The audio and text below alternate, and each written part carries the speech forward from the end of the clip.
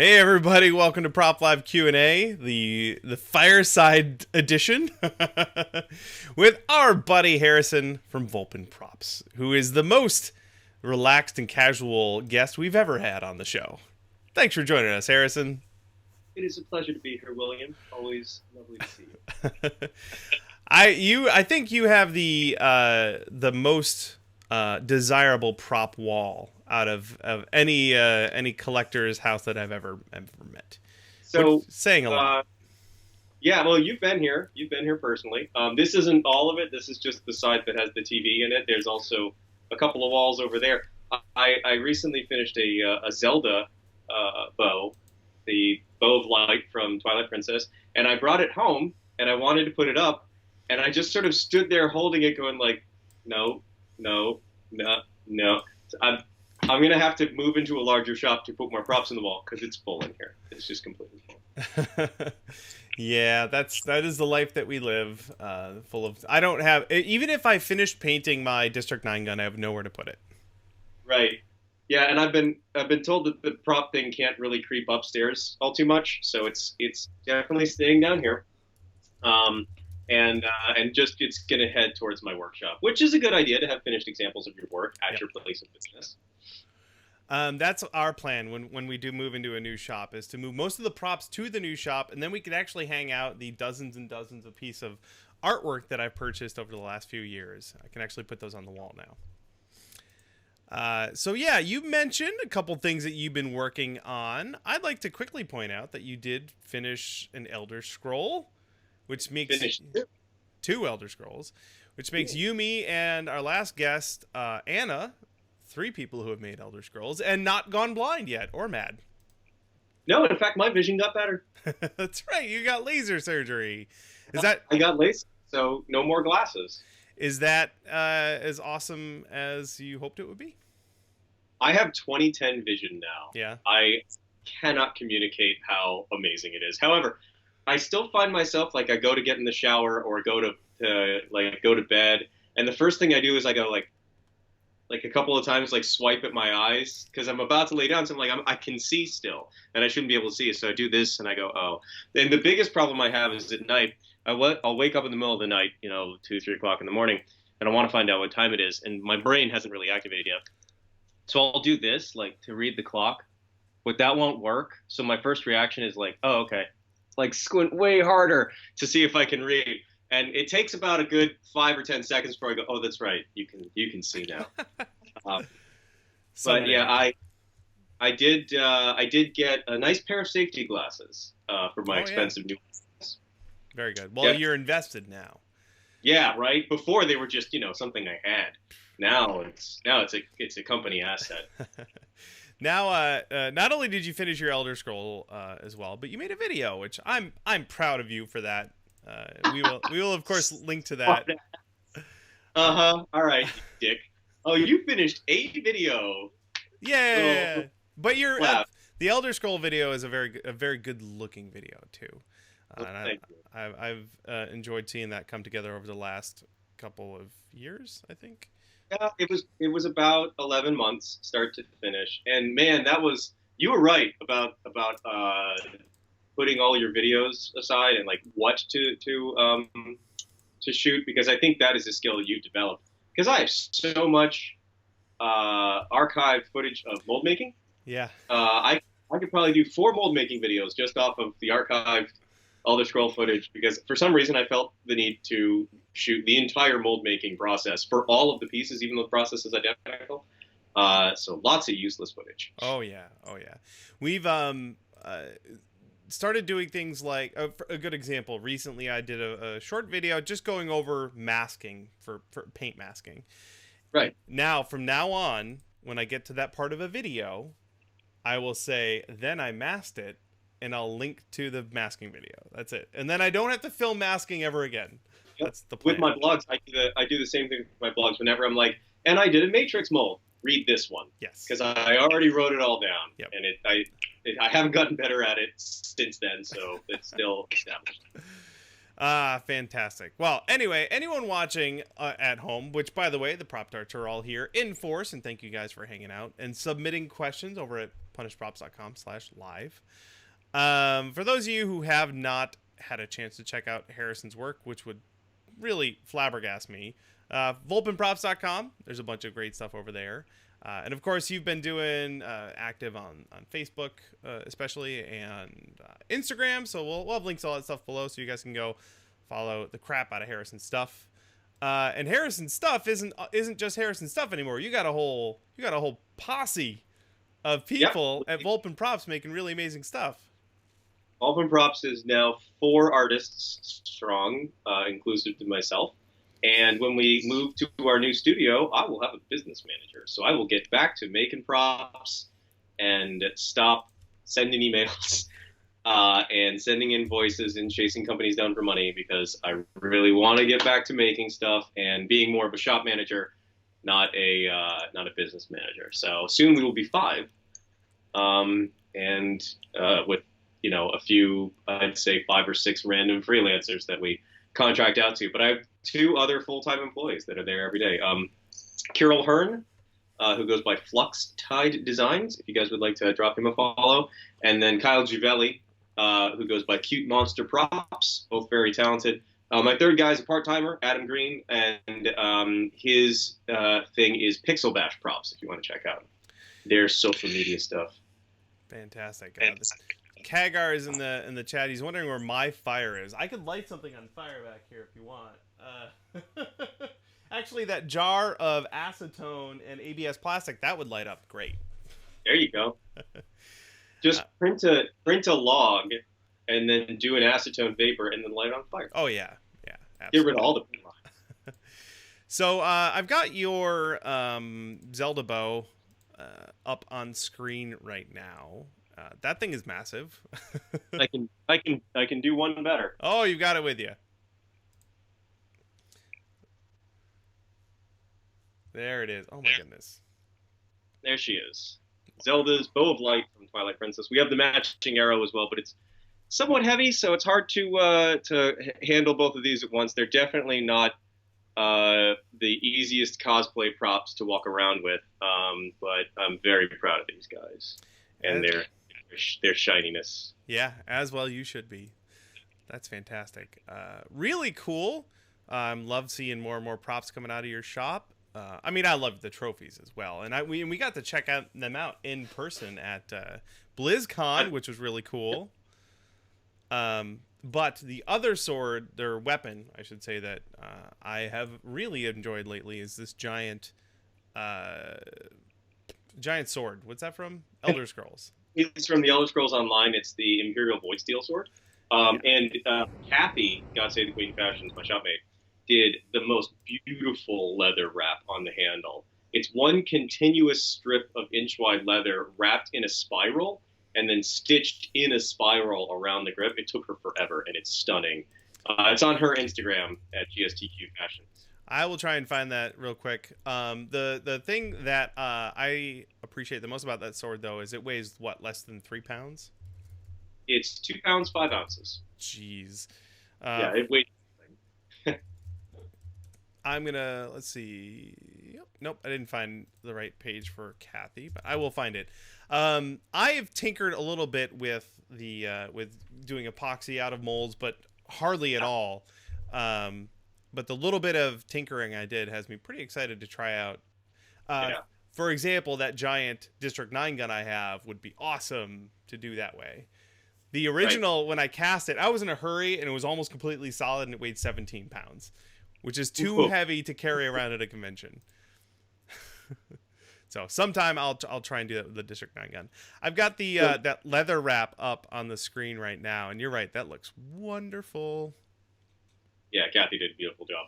I'm building another transistor right now, actually, and the fins on the bottom of the one over here, which is Emily's, and then the handle is almost solid urethane resin. We did them in epoxy with foam backing for the replica that I'm making right now. That sword on the wall is about 10 or 11 pounds. The new one weighs 6. Wow. So we have to shave almost like 5 pounds off of this thing. It's nuts. That is amazing. Very cool. All right, so on this coast, we have Emerald City Comic Con this weekend. Really fun. Yep. I'll be around, but we're doing a meetup on Sunday. There is a Facebook event. We'll link to that in the show notes if anyone wants to catch that in time. And I have a panel that day. But also, the coffee just hit me. It's 5 o'clock. We just did a video on pewter casting. That's something we've learned a lot more about since the last time we did it. And you've done some pewter casting as well. We were actually we have to turn out a very large pewter order. We're doing 100 of a thing. I can't say what that thing is. We're doing a bunch of them. So we bought a big propane burner, and our crucible, our pot for pewter casting is only about 5 inches in diameter. So I made this like metal jet engine looking thing to point the fire at it. And it's too hot to use inside. So I actually had Kira working outside off the loading dock today, melting pewter stuff. We got a couple of things to tweak, but it's coming along okay. Awesome. Is that just going? Fun. Is that going into a Mold Max 60 mold? Yeah, we've got about. Well, we're gonna have like 4 or 5 molds in order to get all, because we can't do 100 out of one. It'll just destroy it. Yeah. We've been doing a lot of pewter. We ordered 130 pounds of pewter. Jeez. Yeah. Are they in little ingots, or are they like big? Can you get? Okay, so they're in ingots, but they're about about 3/4 of an inch long and like 14 inches wide. So they're these weird like batons they sent us. So before we can melt them, we have to cut them into thirds because they don't fit in the melting pot. There you go. Anyway, if you guys want to see what we've been up to and how I nearly caught my workbench on fire casting metal, then we've got a video for that. You can check that out over on punishprops.com. Other than that, I think it's time to dive into some questions, of which we have many, because many people submitted questions over at punishprops.com/live. So first question, diving right in from Blitzatrex, who I saw hanging out in the chat. Let's see here. What is your favorite or preferred material to make a master from for molding and casting versus something that might be a one-off? Well, it depends on what we're doing. I mean, these days it feels like everything's 3D printed, doesn't it? It kind of does. It kind of does. And I've been learning more and more about Fusion 360. Back in the old days, we used to make our props out of MDF and Sculpey, but I mean, yeah, I used to do everything out of MDF, and then layered styrene, acrylic, that sort of thing. And I gotta say, nowadays, I can't recall the last time we had a master sculpt that wasn't a print in the last year and a half. Now, I will say there's a bit of an exception to that when I scratch built Bayonetta's pistols, and I enjoyed that a lot because I like doing that smaller stuff with my hands, and that was all PVC, NDF, acrylic, styrene, Sintra, lots of dense plastics, non-porous materials. So that was sort of my default back when I used to have more time to hand sculpt. Beyond that, if I have to make like a turned piece or a puck, there were a lot of pieces. Here's a good example. The Elder Scrolls. Those were not printed. I did a full scratch build on those. And the Elder Scrolls were urethane tooling board, which is great on a lathe. You can get it at various densities. And then styrene, and then urethane primer. So I think these days I'd shy away from anything like wood. It doesn't have the fidelity for moving really quickly and constructing fast. I would default to something like urethane tooling board. Actually, the Hearthstone tournament trophy was mostly urethane board. So there's a good example. Very good. I'm doing Dagger, the one that Jonah Loeb designed for our 250,000 subscriber project.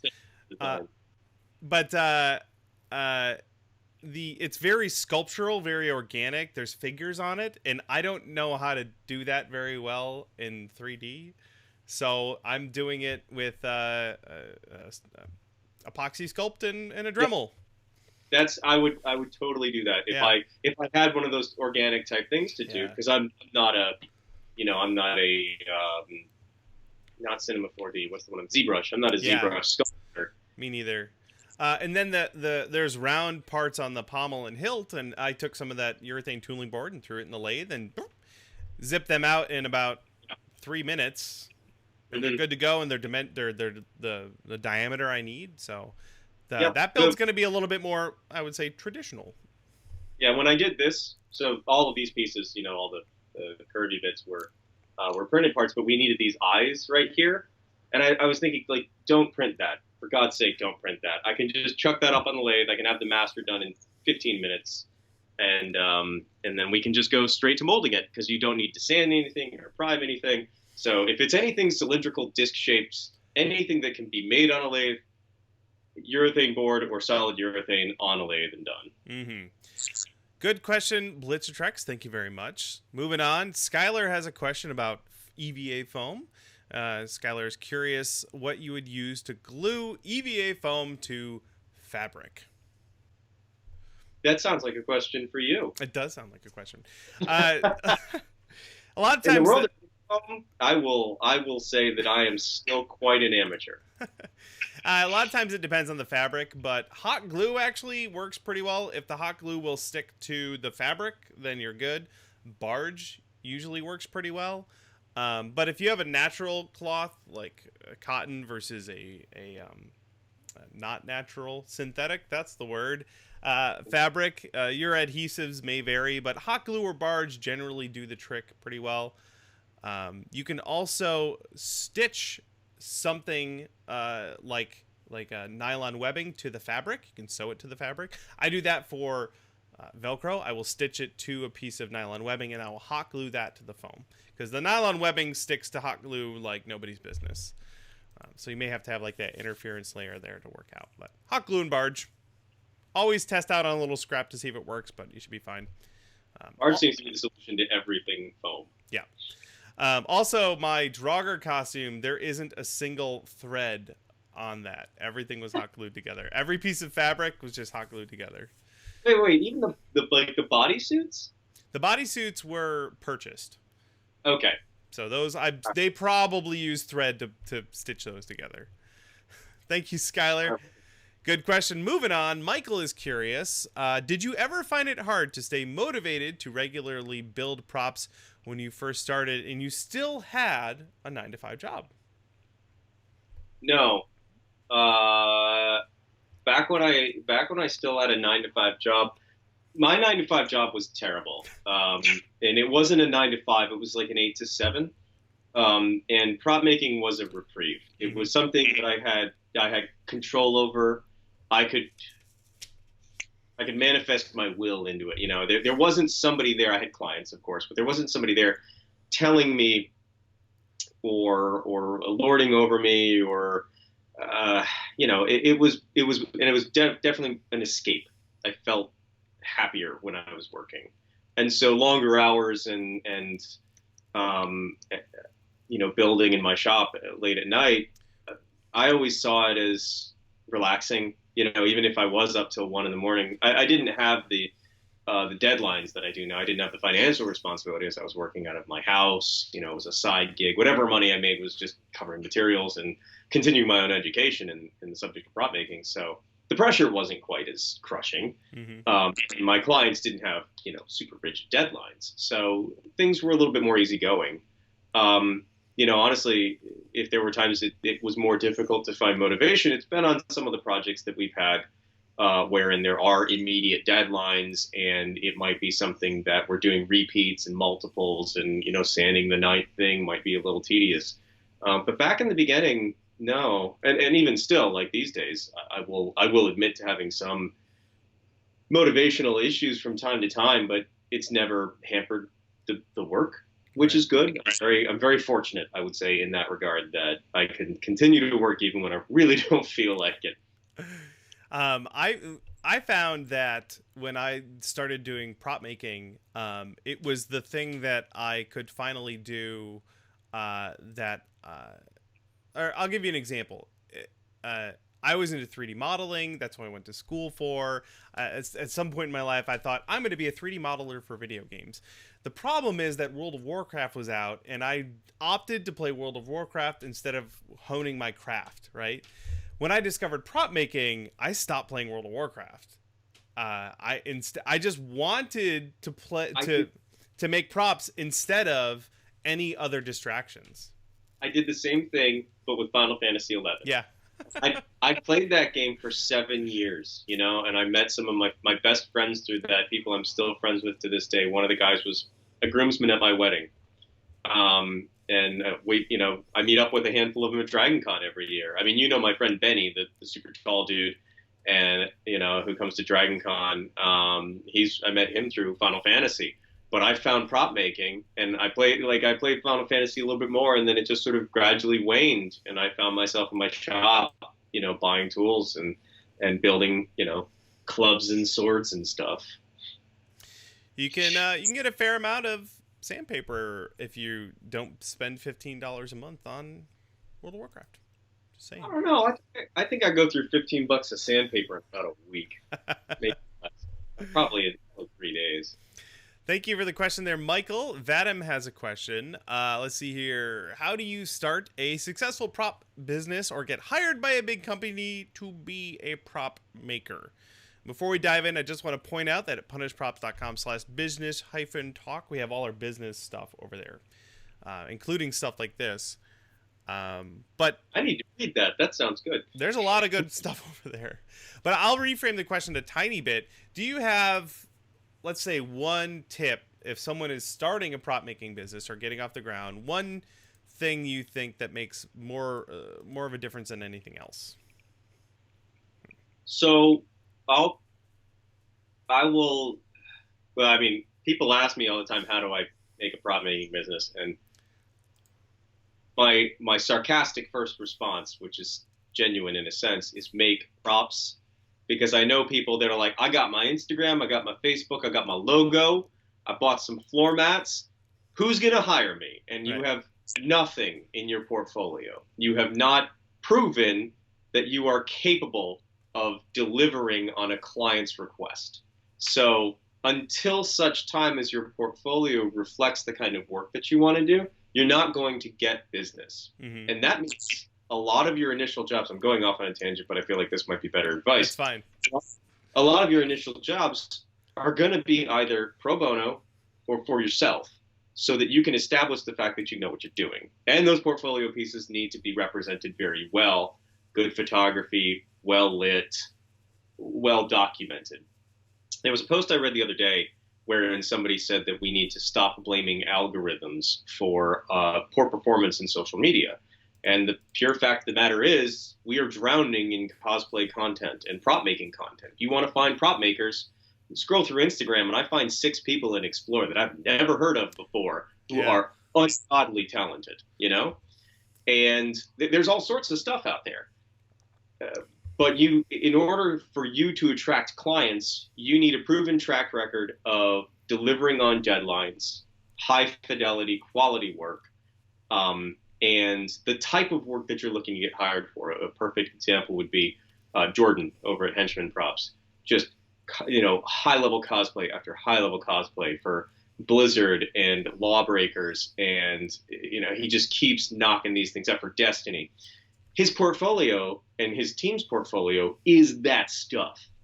You know, lately my portfolio has skewed towards esports. Mm-hmm. And so, you know, I'd say 80% of my business is more esports. And your business is and will become a product of the work that you showcase you can deliver. Mm-hmm.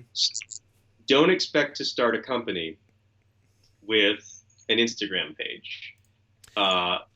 You know, you need a website, you need a proper portfolio, and you need a large body of work that shows that you know what you're doing. Yep. And if you're looking to get hired somewhere too, that's also good advice, because someone who's hiring you wants to know that you can hit the quality level that they want, and that you're dependable, that you're reliable. Exactly. Yeah. Similar question. The next one from Drew is curious if either of us have ever missed a deadline or compromised on quality to make a deadline. I feel like maybe this is just me, but I feel like I've compromised on quality on every project I've ever finished. Uh, Well, that's very maybe that's the art student in me looking at everything I've ever made, thinking, well, I could do better. well. I think that's very honest of true artists in the sense that that you believe that a piece is never done so much as it's just due. Um, The quote I like about movies is that movies aren't released; they escape. That's good. Yeah, That's good, especially with everybody leaking content these days. it's true. Yeah, I I would not say that I have skipped on quality so much as a project has taught me through completing it how I would do it better for next time. So it's not so much that like here's something to my client that is subpar for my level of work, but I might ship something and go, all right, next time I know I'm going to do this better. Yeah. And so each project I learn a little bit more, and you know, I would argue that if you're not getting better with everything you do, then you're not learning and you're not keeping your eyes open for new things to learn and understand. As for missing a deadline, there have been a few that have been longer term than others. Sometimes I'll get a project from a client and you're like, just, you know, fit it in your free time. Go ahead, which is why that second transistor I'm building is going on 2 years now. I have an exceedingly patient client who is stationed in the military out in Japan, and she's like, whenever you get to it, it's totally cool. Yeah. So there have been things that have dragged on for a long time. But when I get a deadline, I make sure we deliver. Even going so far as to fly to Canada the night before in order to hand deliver something the day of the tournament. Yes, that was a fun weekend. That was a good time. And, you know, I would not mind doing that again. Sometimes we have had issues where shipping becomes an issue, especially international. Yeah, you know, stuff gets hung up at customs, but then it's not our fault. You know, we ship it there 2 weeks early and it's stuck in a warehouse somewhere. I wouldn't call that missing the deadline. Right. I'm glad you mentioned that too. I mean, I had two cases. One, my Kickstarter took about a year longer to fulfill than I had anticipated. And okay, I played on your Kickstarter too, so. But I finished a prop 2 or 3 weeks early. It was going to be for a video shoot for a music video. And I finished it, I remember, because it was my birthday. I shipped it on April 4th, and they needed it by April 18th, I think, in California. So it had to go south a little bit. And I shipped it with 2 weeks to go, and it didn't get there.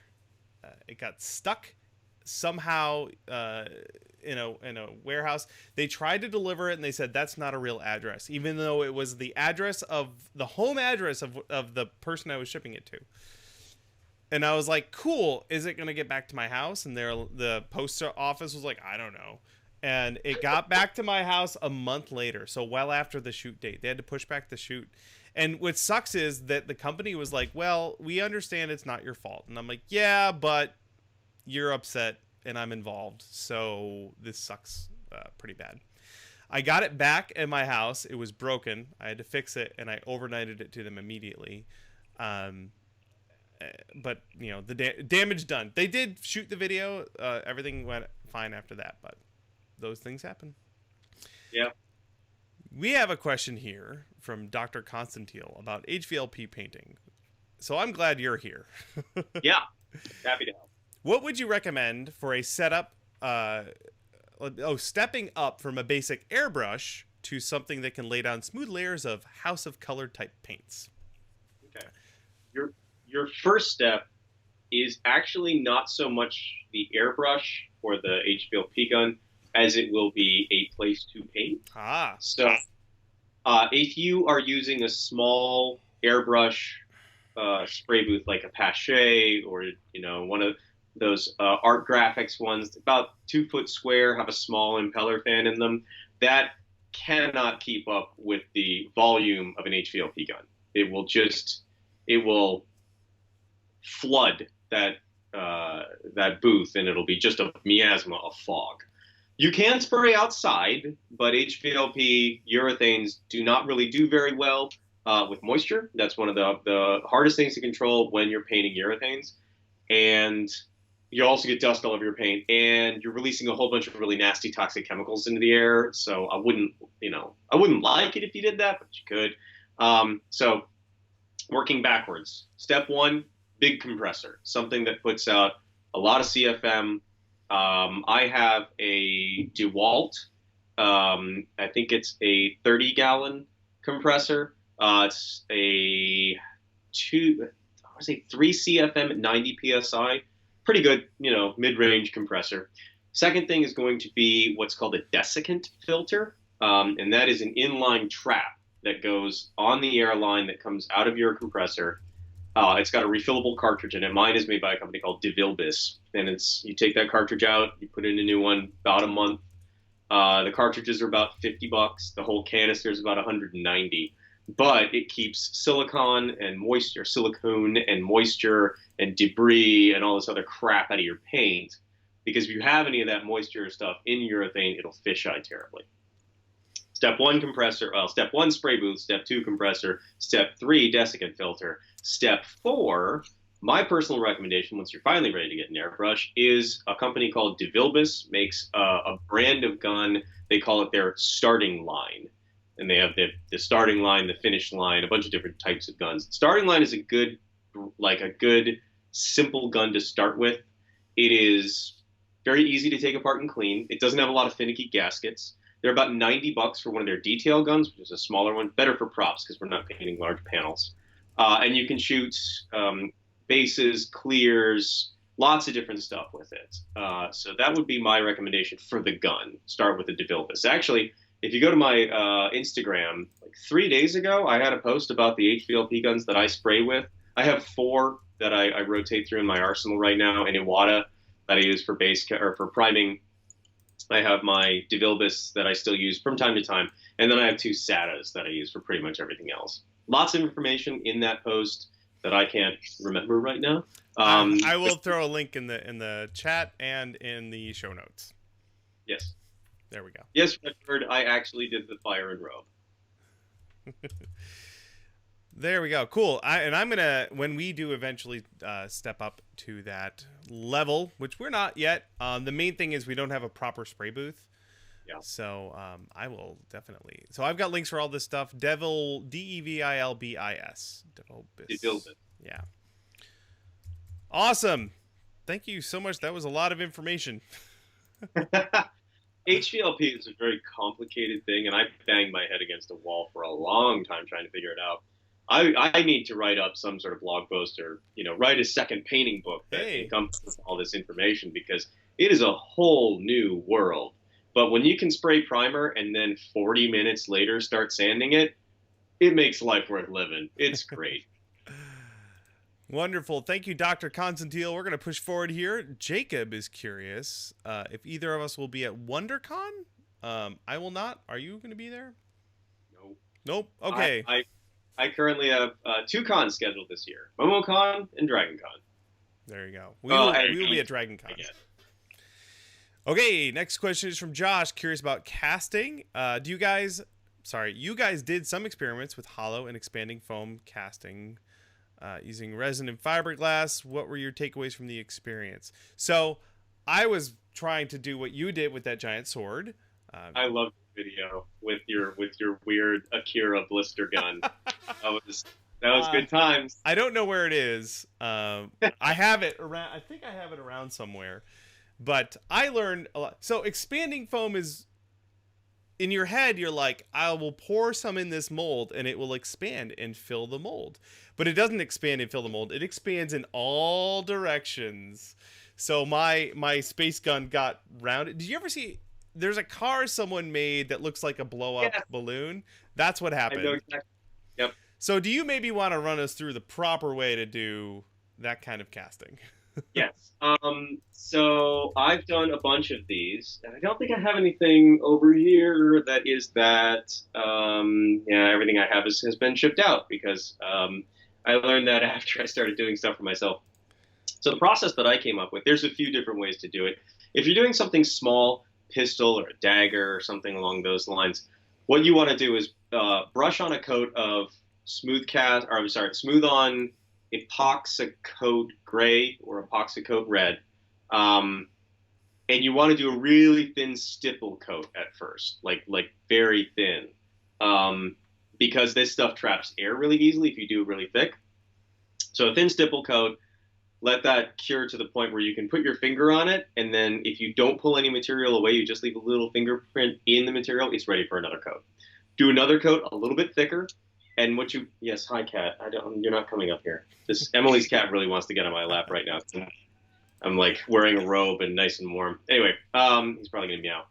So you want to brush the second coat right up until the lip of the mold. Say you have a two-part, but you don't want to brush it over the edge. Again, let that sort of flash cure so that it's slightly tacky. After that's tacky, brush the whole thing, go over the edge of the mold, about 1/4 of an inch, then put the two halves together while everything is still wet. You leave that to cure for the full cure of the epoxy. That's about 16 hours, right? Oh, I didn't do that. I didn't do that. What that does is it creates a rigid, hollow shell on the interior of your mold, and those seam lines are welded together, right? So then when you pour your expanding foam in, it doesn't have the strength to break those seams open, so it can only go up and out. The other thing that's really important when you do something like this is calculating the proper interior volume. So one of the benefits of doing a lot of stuff in 3D modeling is we are able to calculate what the interior volume is for a lot of our parts. Siver's chop room was another piece we did like this. So you can go into Fusion 360 and say like, hey, what's the interior volume?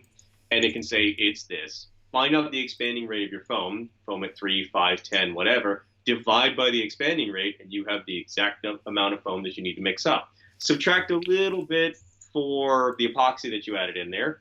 Pour it in, let it cure, take everything apart.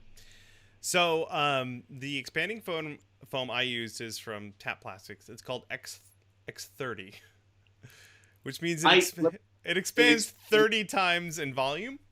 That may have been part of the problem. Okay, so I use foam at 10 or foam at 5, which is both less than 30. For that sword, when I did that one, I changed it up a little bit, because it was such a long piece, right? If I'd just done the EpoxACoat, it wouldn't be rigid enough. So I backed it with EpoxAMite, which is their clear laminating epoxy, and strips of glass fiber cloth. Then put the mold together, then allowed that to cure, then filled it with expanding foam. There you go. Very good. Thank you. Good question. That came to us from Josh. We have another one here. Milton, let's see, is trying to make a mold using Umu 30 and then casting in Smoothcast 300. I recently tried to cast some small pieces, and I'm having a problem with air being trapped in all of the nooks and crannies. I was considering a silicone thinner or trying a material with lower viscosity. Would something like that work? Let me see. I don't know that the silicone needs to be thinner, but he's talking about getting bubbles in the casting. Well, that's probably caused by bubbles in the silicone. Oh, could be, yeah. Well, okay, so there's two things at play here. If you're getting surface bubbles in the casting, then what you need to do is powder your mold beforehand. And you can use baby powder or talc, just the inside, blow it out with an air gun. That has, if you ever put a paper towel in some water, you can see the capillary action of the water soaking up the paper towel. Putting a thin coat of powder over a mold surface will enable that capillary action to let resin flow into all the nooks and crannies. Now, if you're having an issue with the silicone leaving bubbles behind, especially with Umu, what you're going to want to do is mix a small batch first. You can thin it a little bit and use a wide bristle brush to just stipple a coat over the top. It'll add a really, really thin layer of rubber. You can pop any bubbles that show up, and then you can go and pour your block.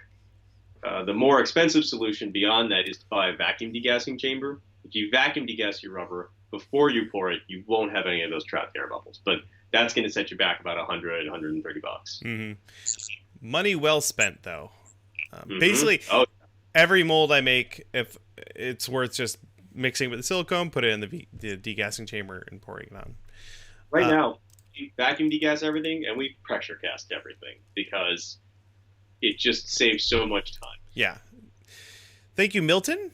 Hey Patch has a question. Is he in the chat? I haven't seen. Nope, there he is. Hey Patch, hi buddy. This is kind of a general question, but we'll dive into it. What is your favorite material to work with, and why? I don't know. Man, it's kind of situational, right? Because if I could only use one thing ever again, I'd probably go with ABS plastic filament, because I can make that machine make anything out of that, almost. I mean, for masters and stuff. You would go with filament. I mean, that's a catch-all. Yeah, also, kind of. Hello, Man at Arms. Could you get some neat people in your chat here, Bill? We do. And if I may take a slight aside, it's really cool to see everybody from the toolbox again. I know I've been off Twitch for like 7 months for various reasons, but I've missed you guys. It's neat to see everybody back again. So I've seen a lot of names I haven't read in a while, and that's pretty heartwarming. Anyway, if I had to pick a material and it wasn't like Form 2 resin, because because that's like what magical goo is the best. I would say my favorite, and I'm gonna change this a little bit to the thing that sort of upped my game the most. And I would say that is the 2-part adhesive gun that 3M makes, and things like Plexus methacrylate or 3M DP100 epoxy, like 2-part epoxies with a mixing nozzle and the mixing nozzle gun, sped up my assembly process, made it so much cleaner, made the joints a lot stronger. Like that material and that application method was a huge thing, and it is definitely one of, I would say, my favorite materials, just because of how much more professional it made all of my prop making. Mm-hmm. I guess I will have to go with EVA foam, because it pays the bills, and I have 2 books out. But also, if my shop, let's say there's a fire, the whole thing goes away, then tomorrow I could buy a cutting mat and a knife and floor mats and a can of glue, and I could keep making props. Like, I could keep at it with very little. But I think if that happened, you would be on the phone with your insurance company, and you would be struggling and fighting and arguing a lot the next day. I don't think day one after a catastrophic shop fire you'd be like, well, guess I'm gonna build me a chest plate and shoot a YouTube video. Just me in the smoldering wreckage of my shop with a cutting mat and a knife. It's still steaming. You're just recording on your cell phone live streaming. Hi everybody, welcome to the prop shop. Still glowing embers in the background. Just tears streaming from my face. The burned out husk of my Ultimaker. You're like still covered in soot. I would collect the insurance money and then probably take like 4 months off to get over the horrible mental trauma. Yeah. Let's move on here. Someone claiming to be Doran has a question. Bill, have you ever painted EVA foam to look like leather? I want to make some leather-looking armor without having to actually use leather.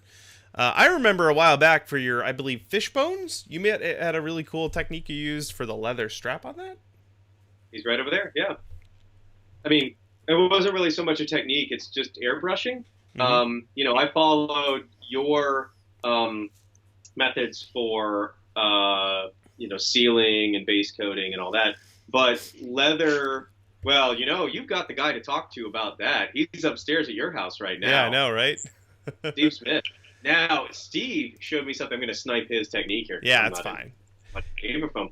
But he went and bought sheets of foam for his Gears of War costume. And when they run the foam, they take a big bandsaw and they chop the top of it off, right? And he had what was basically like the butt piece of the bread, right? So this thing that had, on the side of Ava foam, you've got that really hard texture. He made like a full like skirt part out of it for this thing, and it looked so good. And it's just offcuts. They throw it away. So Steve did that, and God, that was such a killer idea. Yeah, that's the sort of thing. Unfortunately, you usually can't buy that stuff, but if you know a supplier, it's basically the top sheets of foam, and it's got that weird. It's like the skin on your pudding that they throw away. There you go, Doran. Let's move on to Fawn Flow. Curious about all clad paints. Do the all clad paints you use in your airbrush have to be thinned, or are they ready to go? All clads don't. Most of the metallic lacquers, or I think all of the ones I've used so far, they don't need to be thinned. Have you had the same experience? I don't use all clad. One of the problems with the metallic lacquers is their long cure time, and they make a really good.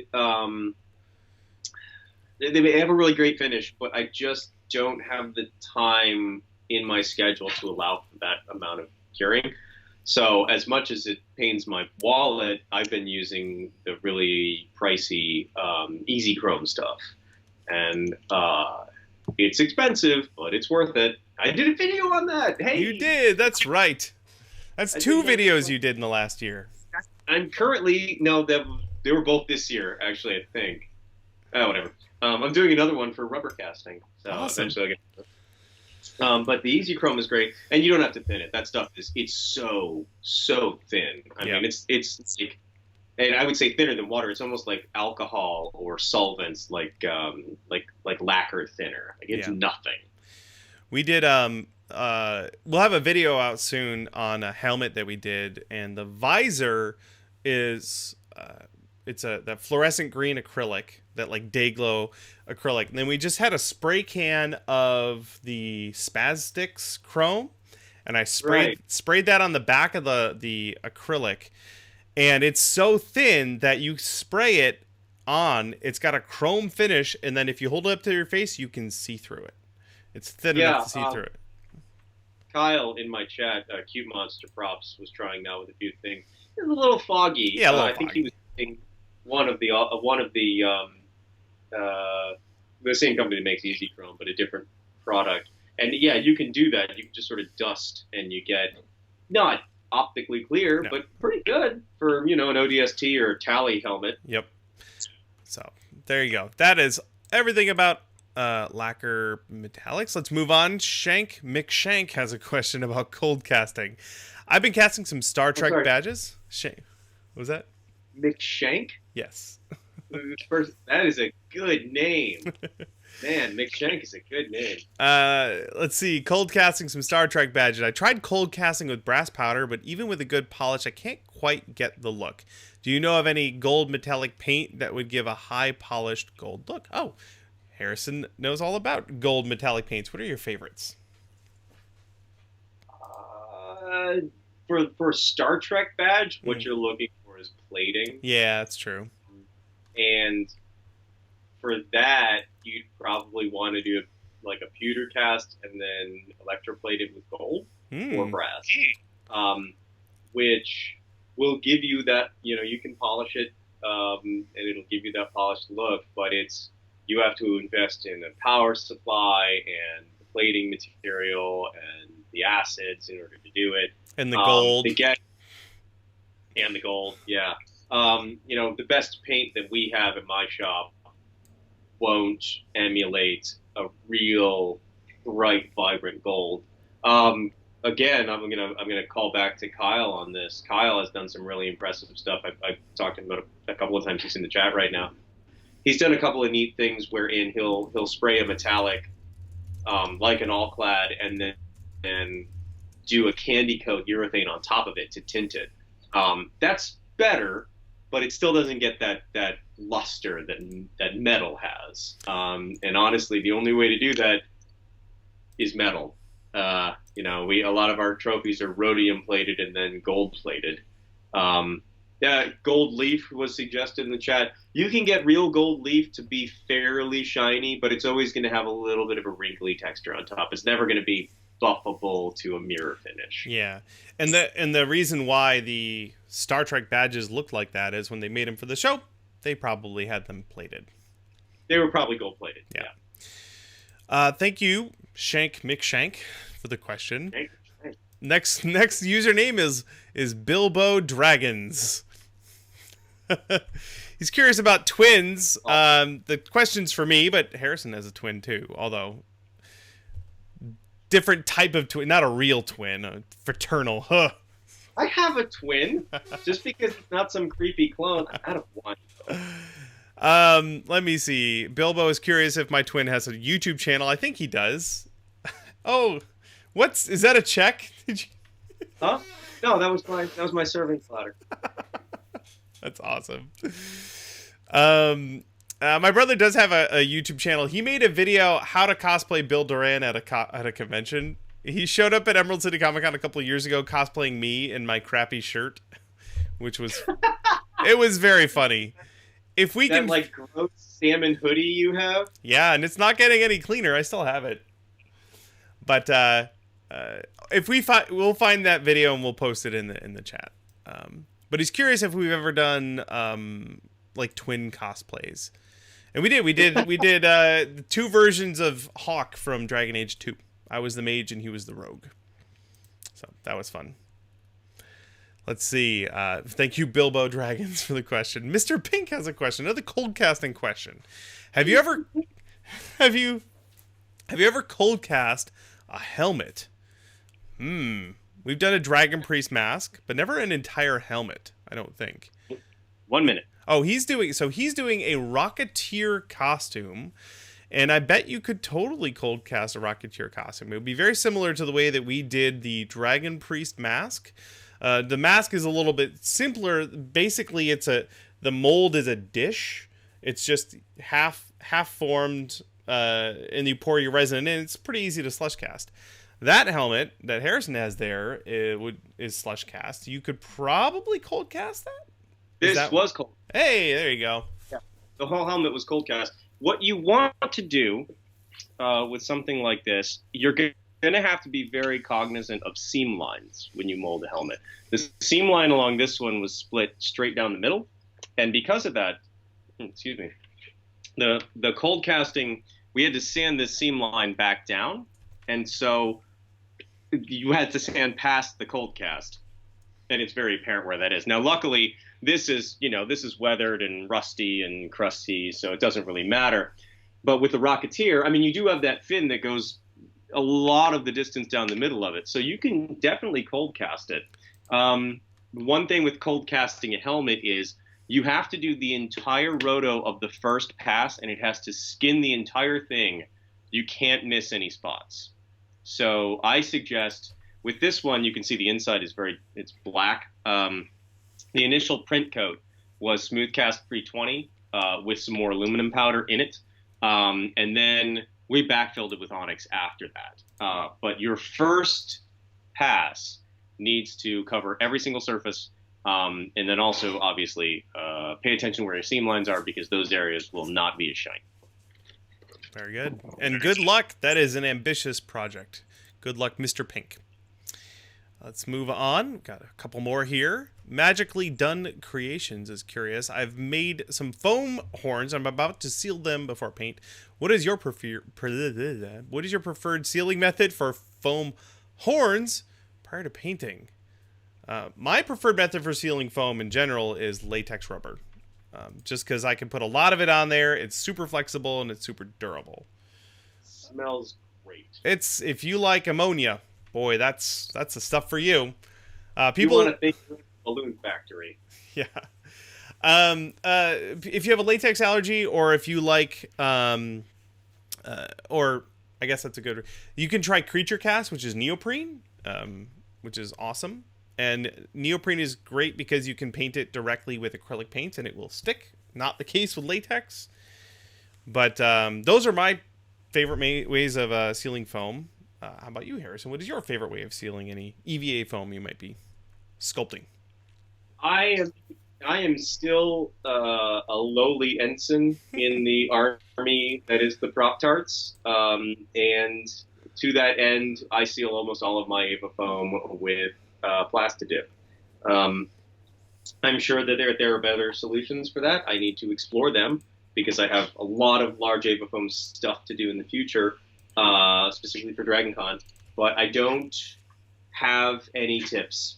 Okay. That's really your world. I mean, I'd like to point out that Kamui did a great video on sealing foam, and she liked Plasti Dip a lot. The main difference that with the way she does it with the ways I've done it in the past with Plasti Dip is she puts on heavy coats, very heavy coats. And it seems like you get a slightly smoother, more consistent finish that way. Although I haven't done Plasti Dip in a while, mostly because I bought a lot of latex and I need to use it. Because it dries up and goes bad. Yeah. But we have a whole video on sealing EVA foam. We'll link to that in the show notes. Thank you, Magically Done Creations. We got a couple more here. Shmi is curious about Urecoat. A while back, you were going to get Urecoat from Smooth On. We actually used that in our foam sealing video, I think. Brittany will correct me if I'm wrong. Curious how that went. So Urecoat is a urethane rubber, basically. Yeah. Have you used it for much of your stuff? A long time ago, I used it on some pink insulation foam. Oh, yeah. In order to seal it before painting. And this was, probably 2009. So my recollection is not great. I can't say that it was good or bad because I was a dipshit who didn't know what I was doing. So chances are it's a very good product, and I was just inept in my application. I would recommend going to Smooth On's website and watching the videos they have on Smooth On, because the very specific applications it's the best thing for, but it's really hard to paint urethane rubber because stuff doesn't want to stick to it. And that was kind of what we found with our experiments. Right. So, but definitely go check out what Smooth On has on their website. In fact, if you have any specific material questions, they would be very happy to tell you which of their products you should buy. I'm just curious, has my call quality dropped to garbage? Because you're coming in like you're some sort of 90s hacker movie. No, so everything's fine coming my way, as far as I can tell. Good. You are made up currently of 3 pixels. Let's get a couple more questions. Avatar is curious. You tweeted today, Harrison. We're going to go to Twitter about the new Overwatch character, because you seemed interested in cosplaying the new Bridget. It's Bridget, but it's not pronounced that way. It's Bridget. Right. So I have a thing. I only would want to cosplay as the female Overwatch characters, because all the dudes are, they're burly, ripped, and I'm 5'9" and pretty scrawny for a dude. I'm not even buff enough to be the thin Overwatch girls. So I think I'm too thin for I'm too weak in the upper arms for Tracer even. But armor can hide all of that. And so there's 2 costumes now. Bridget's latest is just, I love that design. But I've also always loved the Thunderbird Farah, which unfortunately carries with it a lot of social and racially sensitive landmines that I don't want to overstep. But I do love that armor. And it's been a long time since I've been able to make my own armor cosplay. So much of my life has been dedicated towards my shop and my business. And, the last 5 years have gone into that. And I'm building a very large costume right now that I'd love to get done for Dragon Con. But part of me really wants to make a big Apofoam armor suit. Yeah. Bridget would be so great. Rocket Man is in the chat. He's done a Torbjorn costume, and he's excited for you to cosplay his daughter. Because...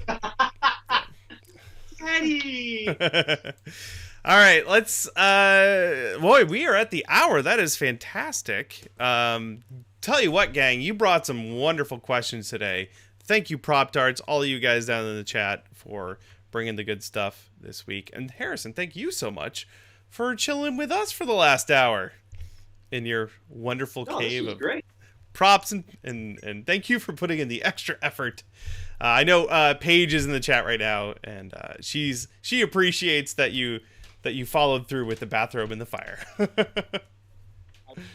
I full disclosure, all right? Like the interview started at 8. I got home at like 7:40 and threw this together. Like my PS3 is in the cabinet back there, and I turn it on like I just need to pull up a Yule log video. And it's like, we have 15 updates. I'm like, fine, damn it, I'll set up an iPod with the camera first. And then this all came together at the last second. It was perfect. So, yeah, I'm glad it worked out. Thank you again for hanging out with us. Thank you everyone else for bringing the awesome and the questions. You guys are great. I think we'll be doing this again next week. Pretty sure I won't be flying anywhere. So join us next week for another exciting edition of Prop Live.